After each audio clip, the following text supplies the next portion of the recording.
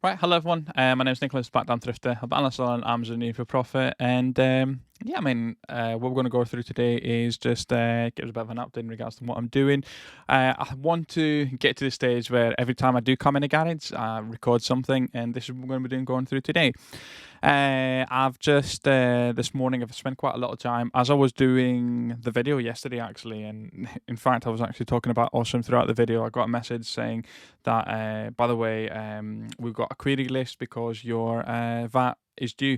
So I was really happy that they've sent it to us, and that meant that really I've got my VAT registration due, and it is, I think it was the 6th of April. I'll put a screenshot there for you guys too. I didn't have a clue it was due. I didn't have a clue that it was due. I didn't have it on my calendar or anything. So super pleased that it says due by the 7th of April, but due to bank holiday, it'll be the 6th of April. That gives me plenty of time for me to go through all the resources and go through all the resources and making sure they've got everything. Okay, go through all the statements. So say, for example, another thing was my Amex wasn't synced to zero. It has been in the past, but it must have expired, so I had to resync that for them. And just go through my transactions and making sure that anything is missing. And surprisingly, even though I do get a spreadsheet with keeping all my invoices, there were still defined transactions that were missing. So really pleased that I've got a good week to sort that out for us. I've already sent a few requests to companies and say, by the way, can I have the invoices, stuff that I've been putting off, and you do it only when you've got a VAT registration coming up.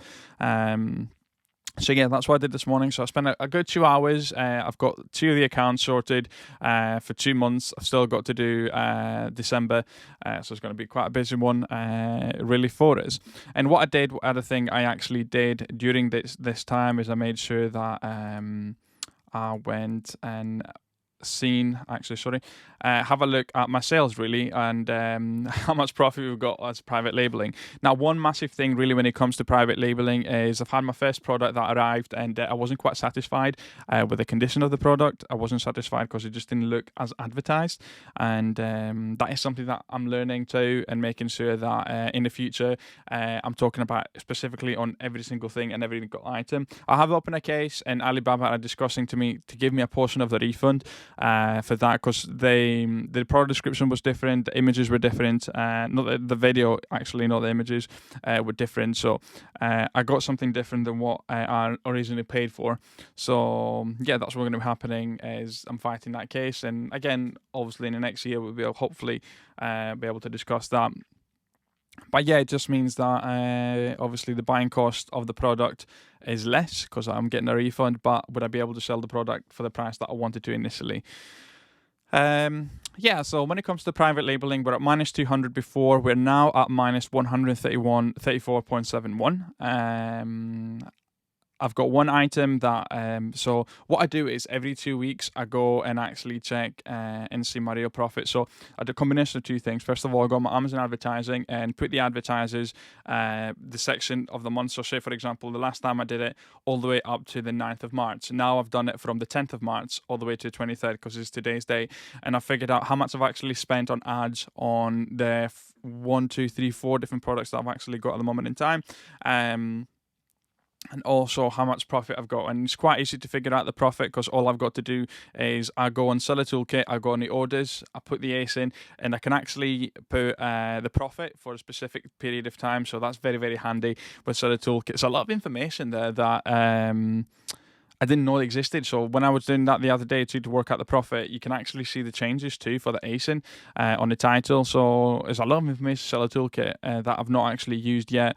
I was also able to change and have zero VAT on one of the items too.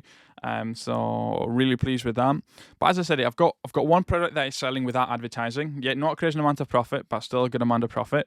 And I've got one that is I'm getting 1 or 2 sales a week, but I'm still getting profit. So there's something wrong with that product. That's product actually the first item that I've ordered. So therefore, I need to sort something out. I need to even sort the images out for us a bit better, use some real life examples or get more reviews. I think it's very much evident to me now that positive reviews mean a lot more than advertising when it comes to Amazon. Yeah, I think that's the biggest one. And then I've got one that's actually gone from unranked to 10k just with advertising. It's got no reviews on it, but I just wanted to figure out if that product would actually sell. So we're at minus 133.71. We've got a total spend of, let's have a look, total spend. It's very important to get a spreadsheet for yourself. I've got 9,199.67 pence. That is without the refund that I'm going to be getting. But yeah, so we've placed 5, 6, 7, 8, 9, 10. We've got 10 different items, so it's not too bad really when it comes to private labeling. I talk about it how there was a bloodbath already with my Select Toolkit and the sales per month, really. Yeah, quite scary, really. Very, very. I mean, obviously, I've sold 17,000 and I've lost I'm at 2,300 profit. There's a lot of stock that I just had to get rid of. Okay, so for example, the Bo-Katan helmet I was buying it for 66 quid, and I thought I was going to be selling it for 120. Then Amazon went and sold it for 40. So therefore, there's no luck with that. But yeah, I mean, you live and you learn. So therefore, I'm not going to cry over it. I was able to get money back and get that money working again. Other things that I'm actually doing at the moment in time. Today, we've got a few orders that I need to make sure I prep. As I said, the garage is a lot better at the moment in time in regards to receiving stock. I've got a section where I'm actually opening the boxes, a section where I can put boxes away. Massive difference, okay? Has made a massive difference really for us. I've ordered a nice high chair for this because at the moment in time I'm using a bar stool and it's not comfortable. But yeah, I think it's very important to, as I'm actually doing this process and explaining what I do day to day, may as well do it. I've started using OBS, so it's a lot easier to, when I record something, I just straight away have it on my computer and just upload it. And let's be honest, it's not as if a lot of editing goes in my videos. So all I've got to do is just crop the beginning, crop the end when I make my cheesy intro. And just continuing as it is. I want to make sure that I've got all the stock that's arrived today. I wanted to go out Friday, so the guy doesn't say I got any stock that needs to go on Amazon. So that's what we're going to be doing today. We did have a nice mentoring call with Antonio today too. So just it's nice to actually. I love having these mentoring calls because it just keeps me grounded in regards to what comes to Amazon. How important it is to make sure that you're making the right decisions at the beginning with ROI and how much you're actually spending, and making sure that you've got the sell-through rate, the right sell-through rate for your products. So it's very nice having these conversations and how we're actually sourcing. So that was a nice mentoring call, really, for us.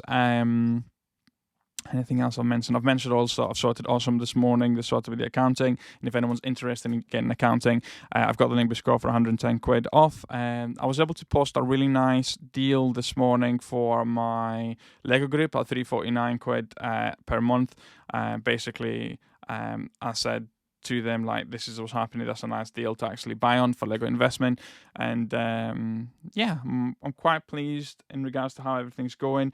I'm going to be changing the price for level 99, and I'll need to contact first all the members of level 99 that are on the 40 quid. I need to actually contact them and say, by the way, the price is going to be 30, so I need to contact them and change their membership. So I'm not going to go out and say, people, the price is 30 until all those customers have been refunded the difference, they've been given back the to 30 quid. But yeah, I mean, I'm very, very happy in regards to what's doing at the moment in time. We've got interviewed the VAs. I think I've got 2 really good ones, which is amazing for us. And yeah, I mean, all I want for me, the biggest thing is making sure that I provide value to my members. So as I said, okay, level 60, they had a week basically for free. I said to them, I need this week to actually find out better deals for you guys, and that's what's happened.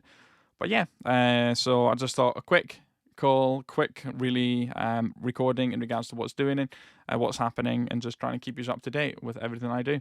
So thanks so much for watching, everyone, and as always, keep thrifting.